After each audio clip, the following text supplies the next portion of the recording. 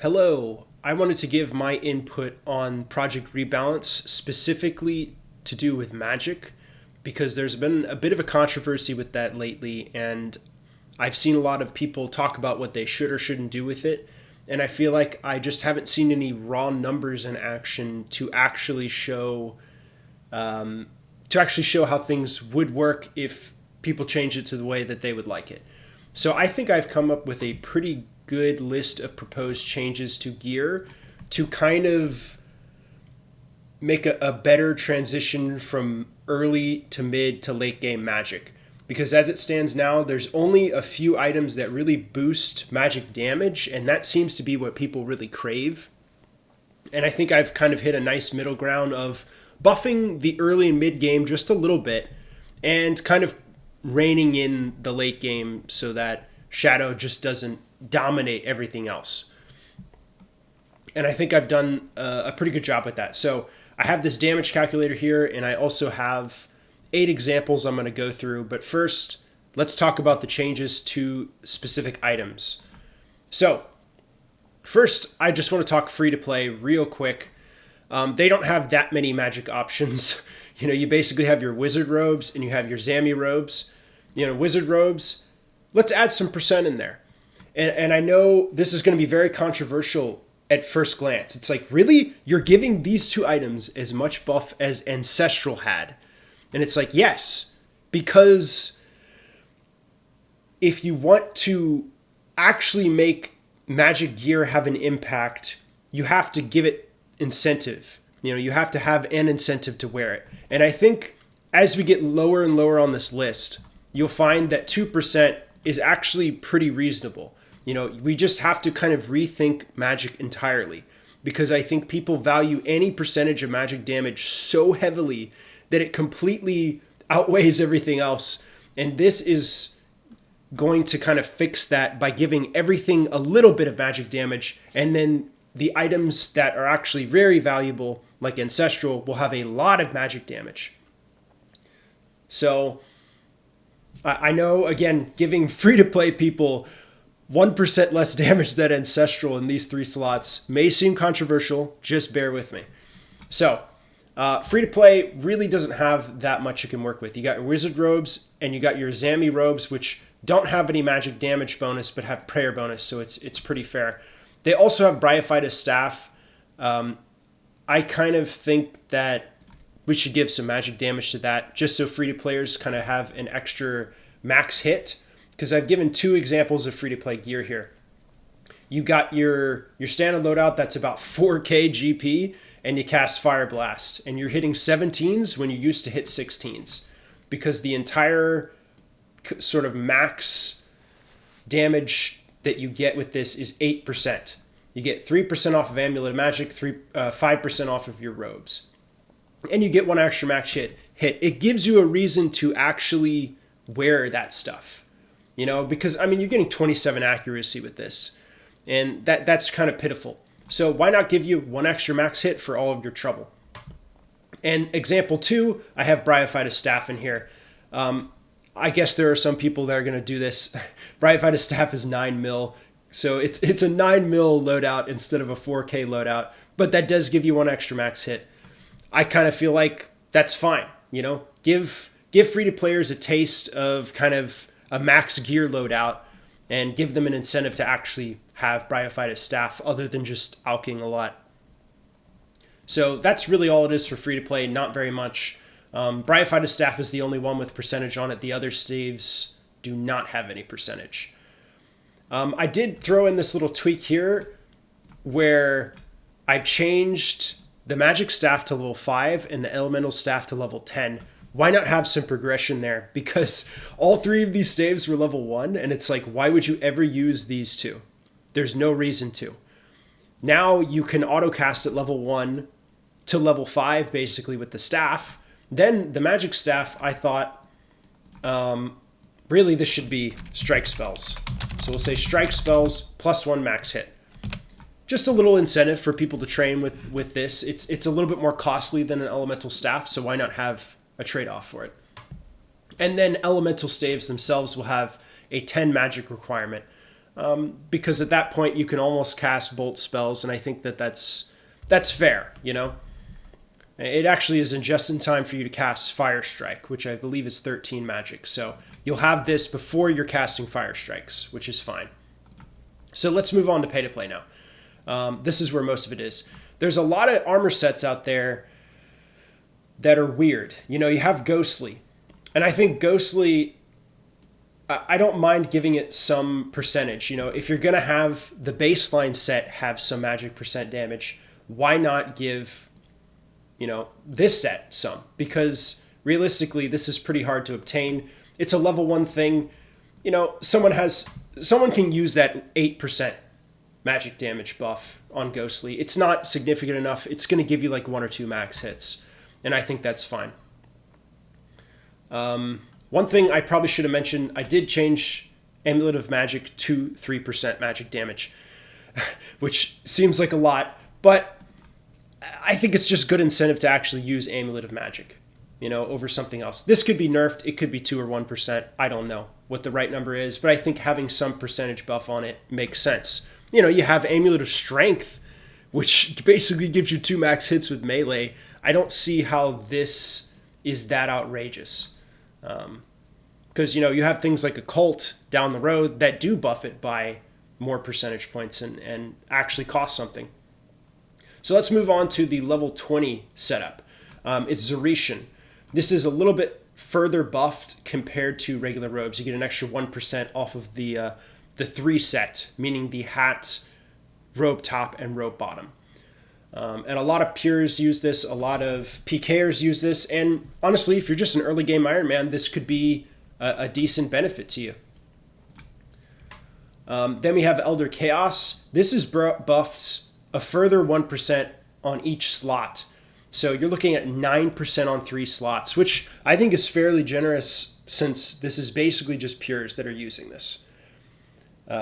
It's honestly a little too generous, but then again, this set costs a total of about 800,000, so it's not like it's free. It's not like it's Salad Robes, which are like 15k for the whole thing.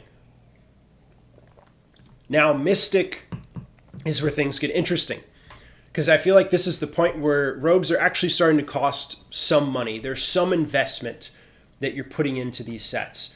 So a whole Mystic set is 150k. I think most players can afford that. And for the whole Mystic set, you get 11% magic but damage bonus, which is a lot. Like, I mean, if you're hitting fire waves, 11% is 2 max hits right then and there.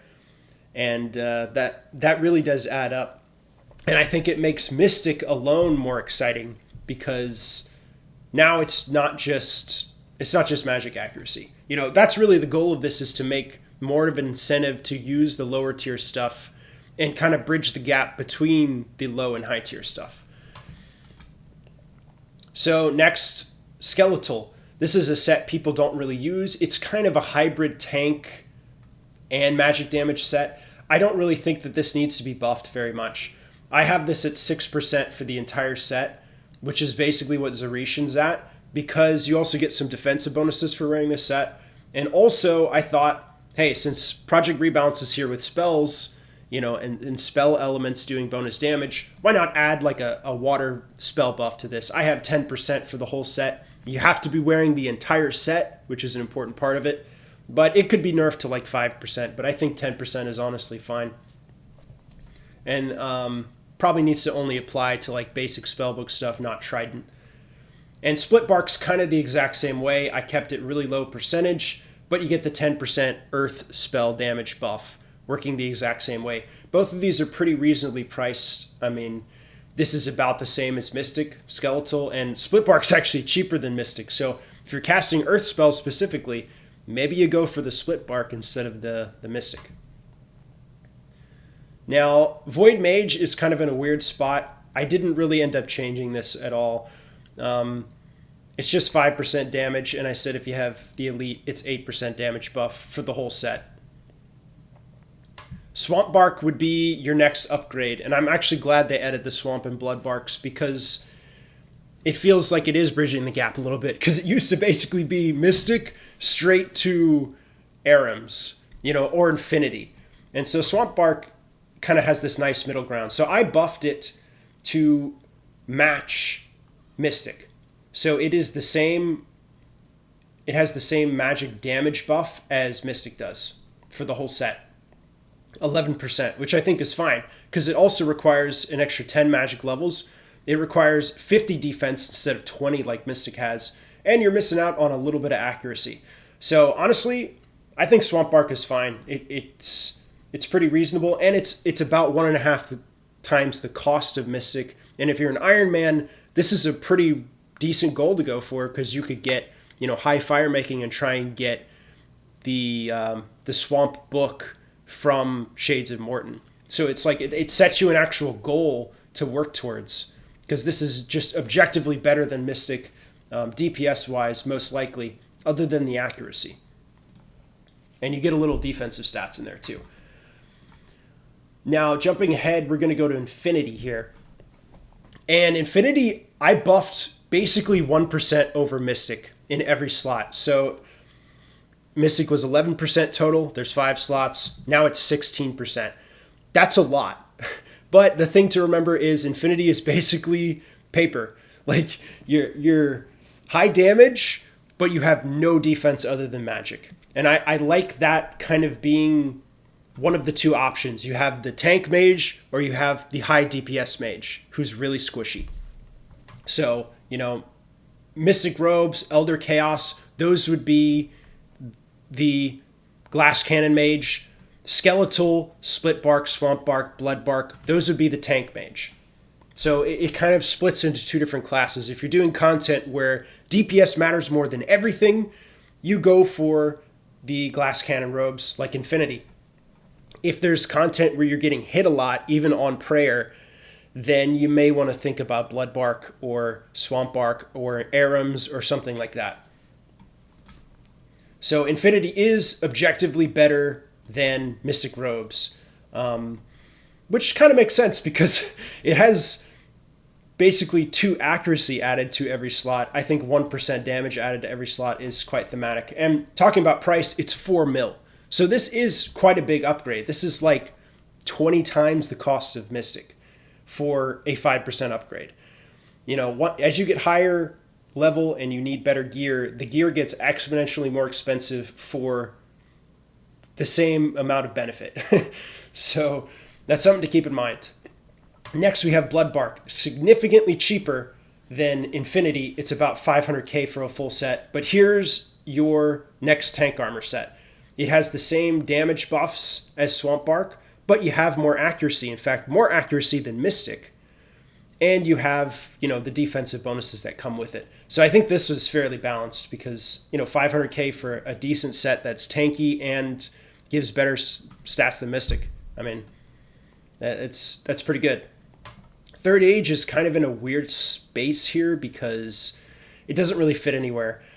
I kind of just slapped some decent bonuses on it because if you happen to have Third Age, I think you should have some benefit over most other armor sets, you know, and not just be a prestige thing. I want to see people using it. You know, if you're an Iron Man and you get a Third Age mage hat, you should be using that thing. It shouldn't just be sitting in your bank.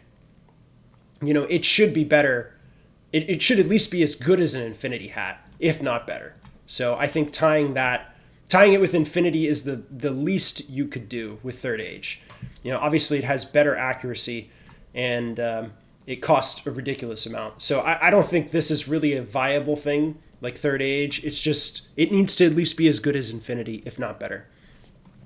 I also added 5% to the Third Age amulet, making it slightly better than the Amulet of Magic for what it's worth. You know, at least let you have some fashionscape. I did add some stats to Lunar. You know, I don't think it really matters that much. And it seems like 12% is a lot for the full set, but you have to remember this is every slot. So there are better things for each slot. Lunar Cape also has 1%, but I also gave 1% to Ghostly Cloak. So this is actually worse than Ghostly Cloak. So if you want something that's kind of cool looking, go for the Ghostly instead of the Lunar. I also gave 1% to the Lunar Ring. This may be controversial. It would kind of be a bridge between no ring or beacon ring and Sears ring, because you'll see below I have a percentage buff on Sears ring itself. But I could see this being 0%. It wouldn't bother me. I just slapped some numbers on here to kind of show an example of, if you're getting a free quest outfit, it should give you a little bit, but not that much of a buff. Because pretty much Mystic is better than this in every slot. So the next thing is Dagon High. This is pretty strong. It's tied with Infinity in terms of damage per 3 slots here, which I think is where it should be, because this is a very strong set. And I mean, it costs 3.7 mil for these 3 things. You also get a little prayer bonus with it. So I would say it's pretty much better than Infinity in most regards. So I think this is in a good place. Then you have Arams. This is a bit controversial. The devs said that Arams is kind of a battle mage set. It's a tank set. It's not supposed to be high damage. And I kind of agree with them on that. That said, I'm giving it the same bonus as Infinity. It is very expensive and fairly hard to obtain. So, for 6 mil for the whole set and the hood being 160k, I think that this is fine. Because it's giving you 12%, the same as Infinity would for those 3 slots. You'll probably still have Infinity gloves and boots with it anyway, if you're at that level, giving you a few extra percentage. Also added 5% to the Aram staff because why not? People barely use that thing. So now we're getting to the big sets, the sets that are extremely valuable. Ancestral, I added 1% to each slot compared to Infinity and Arams and all those. So now you're looking at 15% for all 3, which is a lot. It may seem astronomical, in fact, but it will make more sense as we're going further. I mean, this is the pinnacle of glass cannon robes, in my opinion. Like, these are the best robes. They should be dang good. 15% is perfectly fair, in my opinion, for something that's this good. I mean, you're also spending a third of a bill on it, so that seems fine. Virtus is kind of in the same spot. It's marginally cheaper. I actually lowered this a bit. This is the same as Infinity, but of course you get the extra 2% per slot if you're casting Ancient Magics. So you are getting a bit more, and it kind of has that same role that it did or does currently, which is being better than Ancestral at Ancient Magics, and that's it. And you also get a little prayer bonus. So I think this is fine. With just the same boost as Arams and Infinity, with a little bit extra with Ancient Magics. Now that's kind of all the armor sets, so let's go over the other slots. I think Elemental Shield should be buffed. Let's give a little magic attack on Elemental Shield and Helmet. Why not have 3 on an Elemental Helmet? It'll look cool. People going around with Elemental and Mind Gear on because it's actually viable for their level. I would love to see that. Some old quest content actually be useful. This isn't going to break anything. And I gave 1% to the helmet slots because that's basically what a wizard hat has. That's fine. Brutus Shield gave 1% to that. That's the only difference here. It's 5k. You get 5 prayer bonus. This is a heck of a good shield as is. This is basically going to be your dirt cheap shield for most accounts or early irons. Then you kind of move up to Book of the Dead. It's got a little less prayer bonus. But this one's free, basically. I actually haven't done that entire quest line to know how difficult it is to get this, but kind of an infinitely claimable offhand, I put it a little bit lower than Brudu because you basically get a little less prayer bonus, but a little more accuracy for it. And it also has no requirements technically to wield it. Book of Darkness would be the next one. Let's add 2% magic damage to that because it's about 30k to invest in this thing. And I think this is kind of the pinnacle of like discount magic bonus. Like most people have like this if you're lower medium level, right? So I think adding a little bit of damage bonus to that is fine. And then it kind of starts to jump up in costs because you go from 30k to 1 mil for basically the rest of this stuff. Malediction Ward I put an extra percentage on compared to Book of Darkness. I think that's self-explanatory. For some reason, there's no magic requirement for wielding Malediction Ward. It's 1. I think that should be brought up to 60 just to kind of make sense. Well, I don't know why it's just 60 defense to wield it. It's kind of funky. I guess because they were trying to match it with the Obsidian Shield. which was what, 50 or 60 defense, and it didn't have a strength requirement and it gives strength bonus. I guess that kind of makes sense, but might as well make this 60 magic just so that it makes sense. Tome of Fire and Water, I slapped 1% of damage on there, but they probably don't need it. If the elemental changes go through for Project Rebalance, I think they'll have plenty of uses in their bonus damage for their respective element types. Mage's Book is where things get a little more exciting. You got a 2 mil book here, and it gives 4%, which is a lot. Then, of course, we move up to Arcane, which is like 20. It's significantly more times cost than Mage's Book, but you get 5% and you get prayer bonus. So I think that's fine. Ancient Wyvern Shield, I basically treat it as a Mage's Book that's just a tank. It's kind of a prestige item more than it is a useful item, so I think it's fine exactly where it is, being a tankier version of the Mage's Book. It's also about 20 mil. So, and then Elidinus's Ward is 5%, and the fortified one is 6%. So this is your best in slot, 6% on the offhand slot. I think that's fine, personally. I mean, Malediction Ward is 1 mil and half of that. And this is, what, 140 mil for that 6% and some prayer bonus. So I think that's a pretty good way to bridge the gap, you know? Things should be exponentially pricier the closer you are to best in slot. And this seems like a good compromise for the shield slots. Now, there's only 2 boots to go over here. Wizard Boots, I slapped a 1% on it. And I also said, add some bonus damage to strike spells, because I think it'd be funny. Like, give Wizard Boots a use. Ranger Boots are incredibly pricey and valuable. Spiked Manacles are really good for pures. Why not have Wizard Boots be good if you're using low-level spells or something? You know, why not? I think we need more stuff like that to give, breathe life into items that were otherwise pretty dead. Eternal Boots, I have at 3% because Infinity Boots are at 2%. Remember that. So this is fine. This is a straight buff. It's just 1%. And this is the best in slot for boots, and it's about 6 mil. So I think that's reasonably priced. Then you have your 2 God Capes. I have 2% on the God Cape and 3% on the Imbued God Cape. Obviously, the Lunar and... The Lunar and Ghostly Cloak have 1%. So this is an extra 1% on top of that. And then, of course, the Imbued is 1% past that. I think that's fine. Occult Necklace, I put at 5%. Maybe that's controversial. Yeah, maybe we need to nerf the Amulet of Magic to 2% or something. Maybe this can be buffed to 8%. Maybe we keep it at 10. I just put it at 5 for now because, it's only a mil, and to be fair, 5% is a lot for a mil for one slot. So this is probably the thing that could be tweaked the most. I think it would be fine either left at 10 or anywhere between 5 and 10% is fine with these new changes.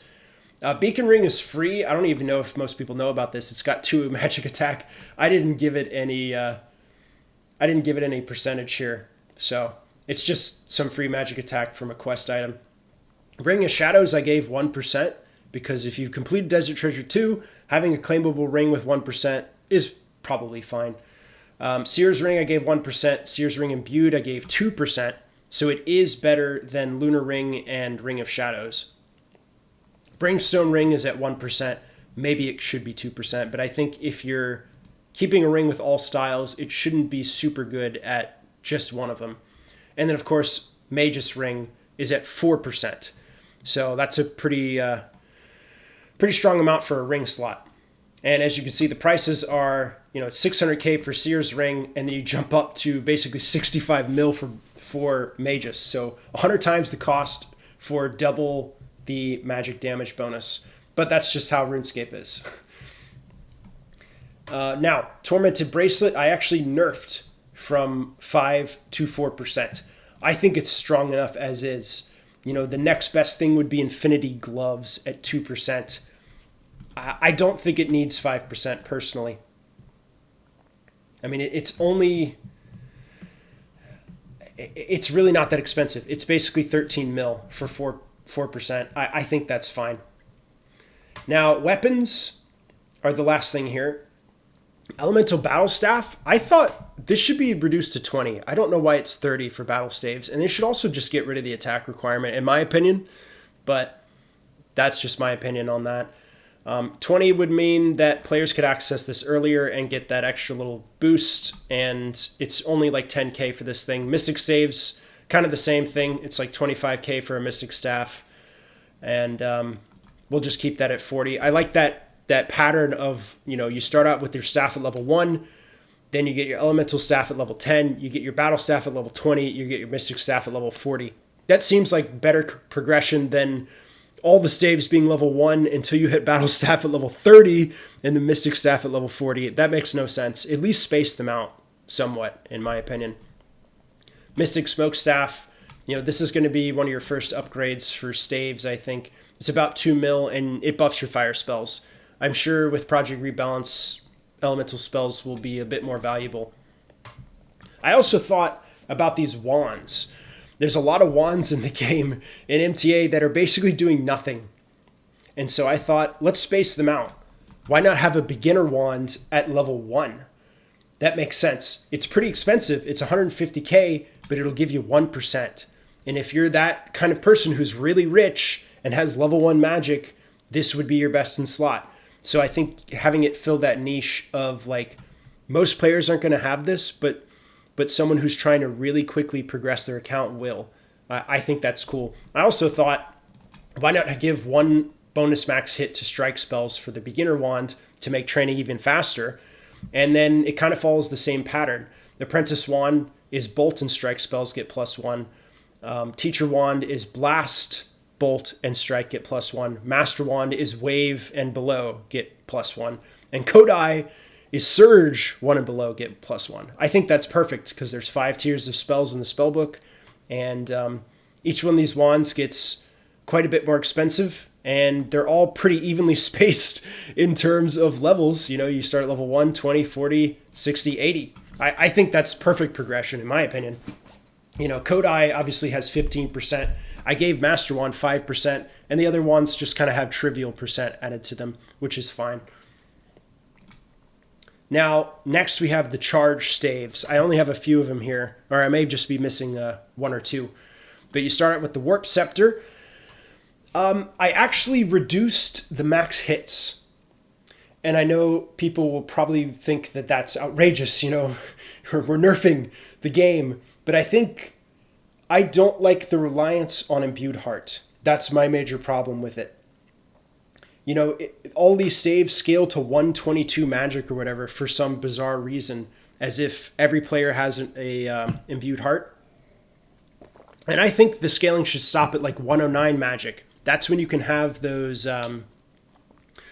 special magic brews that boost you 10 magic levels.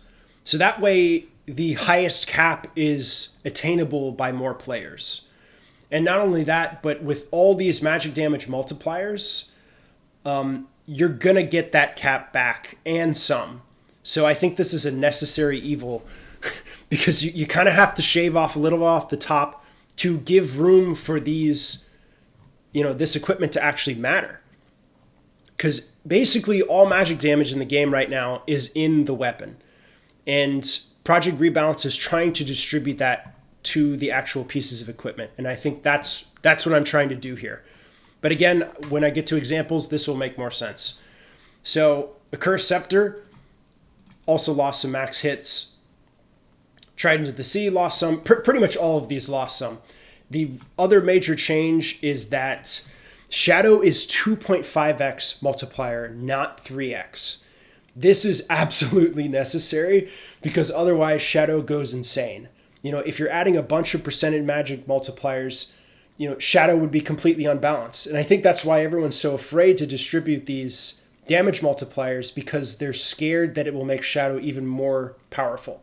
And the fix to that is redistribute it. Give it to the armor sets, take a little bit off Shadow, but not much. You'll see that it really doesn't make that much of a difference. So now let's go to some examples. I already showed you the free-to-play ones. Let's show early magic gear. So I just have a level 20 setup. Basically, if you're air bolting, nothing changes at level 20 magic. I also have him wielding a battle staff because I think that it should be changed to 20 magic instead of 30. So that's why he has it. Example 4. This is when you start getting Mystic. So let's say you're Firebolting with Mystic at level 40. You have all this gear set up. You have Mystic, all 5 pieces. You have a Mystic Staff. You have an Amulet of Magic, a Beacon Ring, and a Book of Darkness. All this costs 200k at level 40. I think that's pretty attainable for most players. You were hitting 16s before. Now you're hitting 18s. This is tangible. Like, you can feel the difference. That 200k gear setup is giving you 16% more damage. That's fun, like, in my opinion. It's like gear actually matters. Example 5, we have 62. This is when you can start getting your very first charged weapon. Well, I guess except Ratbane weaponry. This is going to set you back 1 mil, but that's fine because it gives you 20% damage output bonus. So originally at level 62, you hit 16s. Now you hit 19s. Now I will say this is including a Seer's Ring Eye. This is also including a Book of Darkness and a God Cape. Most of the cost of this kit is actually in the Seer's Ring Eye, funnily enough. So you could remove this and get 18%, and it'd probably still hit max around the same. But at maxed magic, so let's say you had an imbued heart and 99 magic, you'd be hitting 29s before. Now you're hitting 31s, basically. Pretty nice. So again, small buffs all around. I think it's pretty decent. Now, of course, this assumes you don't have Tormented Bracelet and Magus Ring and Occult. But if you're at level 62, you don't really have those things. Now, let's move on to a high magic gear setup. This is going to be your Arams. So you got Arams, you got Infinity Gloves and Boots, you got Trident, Occult, Seer's Necklace, Malediction Ward, Imbued God Cape. This is going to set you back 10 mil. But I think that's a reasonable price when you're this high level. But it has 29% damage buff, which is really fun to see. And, before this, well, really this should be 22. And this should be 40. I forgot to add in the Occult multiplier there. But, like, look at this. It's pretty comparable, before and after. I'd even say it's a slight buff. You might actually get 41 off of this due to the Imbued God Cape having that 2%. So let's just say 41. But overall, early game, you're hitting harder. And late game, you're still hitting as hard, if not a little bit harder. And I think that that's fine. This is exactly 75 magic. This is 99 magic plus with Imbued Heart. So I think this is what people want. They want their early game equipment to feel more powerful. And I think that's important. Now let's look at max mage gear, because you may be thinking, well, you've tweaked all this early game stuff. What about end game? This is your max mage gear excluding shadow. So it's literally best in slot. This is going to cost you 2/3 of a bill. So this isn't something that every player is going to have access to. But, you got Ancestral, you have Tormented Bracelet, you have Eternal, Sanguinesti, Occult Necklace, Magus Ring, Eladinus' Ward, Fortified, and Imbued God Cape. All of that combined is 40% damage bonus. The max hit was 51 before, now it's 50. So there's a little bit of difference there. If it's actually skimmed a tad off the top. But I don't think losing one max hit is going to make anyone quit the game. So, and again, some of this could be adjusted. This is just my thoughts on it. But I think this is fairly balanced. The fact that early game can receive these small buffs and late game can effectively remain the same is fine. I think that's good for the game. And finally, you have the Shadow loadout. This is the loadout that suffers the most. In summary, you could hit 71s before, now you hit 68s. Personally, I think Shadow is really strong as is. Having a 3 max hit nerf really isn't going to hurt anything. That said, this is actually even lower if you don't have an Imbued Heart. So this would be probably closer to 68 if you didn't have an Imbued Heart. But you don't need an Imbued Heart to hit this 68 after. I think that's an important thing to note is the big change between Imbued Heart and having those brews that you can take that boost your magic by 10. It makes it more accessible to hit these max hits for a lot of players. So that's kind of my thoughts on all of this. Redistribute a lot of that percentage to actual equipment. Make equipment matter. Because I feel like most people, it's just the weapons they have, and there's like 4 items that give magic damage bonus, and it's just weird. Like we need it distributed at very low level all the way up to ancestral. I think it's really important, and it really doesn't change the meta that much. It just makes it feel like you're getting more bang for your buck in the early and mid game. And I think that's the whole point of Project Rebalance. Not only that, it opens up a lot of potential. Now there could be a new best in slot glove slot that's 5% instead of 4% for Tormented Bracelet.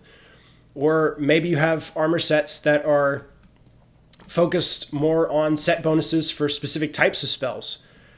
I just think that this is the way it has to be done. You got to have a little bit of bonus on everything for this to actually make sense. And then nerf Shadow at the very end, because if you're adding a lot of Magicka bonus, you can't just keep this at 3x. It's got to be 2.5x or something like that, because otherwise Shadow's just going to completely take off. And I think this is a great compromise. So, well, thanks for listening to my ramble. I hope that showing some numbers is helpful. People can actually see, hey, this is what would happen if we changed it this way. I'm not saying my methodology is perfect. I just think that this is a step in the right direction for what needs to happen if Magic really is getting rebalanced to help the early and mid game. All right. Thanks.